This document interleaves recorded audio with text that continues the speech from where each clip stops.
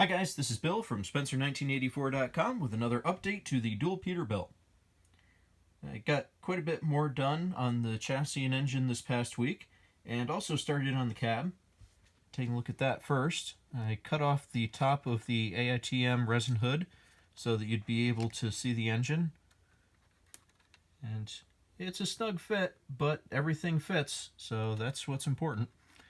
I'm not going to make it a functioning butterfly hood like is recommended. I'm just going to leave it like that so it can be lifted off. And on the cab itself, I started filling in the passenger's door window. And I also discovered, when I was doing the initial review of the kit, I somehow missed this, that one of the tires had started eating its way into the back of the cab. So I had to sand off all of the rivet detail and put a skim of fill on that.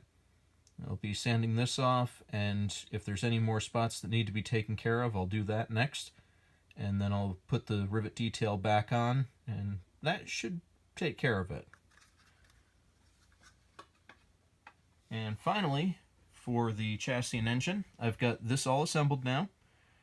I've got the remnants of the Peterbilt white engine visible on the valve covers and a couple other little spots, but for the most part, it's just kind of a uniform, dingy dirt color, which is exactly what I was hoping for.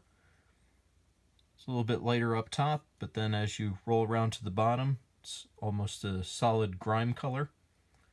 And the chassis is still very lightly weathered at this point, but I'm going to be working my way out from there. I still need to add all of the accessories like the fuel tanks, the battery boxes, the fifth wheel, all that. And it's going to be weathered as I build it, and then once everything is on it, it's going to get a much heavier weathering. One thing that I was not happy with, and not really the kit's fault, but the resin wheels that I had bought for this, I'd bought them about 8 to 10 years ago, and resin parts then are not even comparable to resin parts now. So I went ahead and ordered a replacement set. Those are theoretically on their way, and as soon as they arrive, I'll be able to get this up on its wheels. But until then, I'm going to be focusing on the cab and the chassis, and may even start in on the trailer a little bit. So check back next week for an update, and thanks for watching.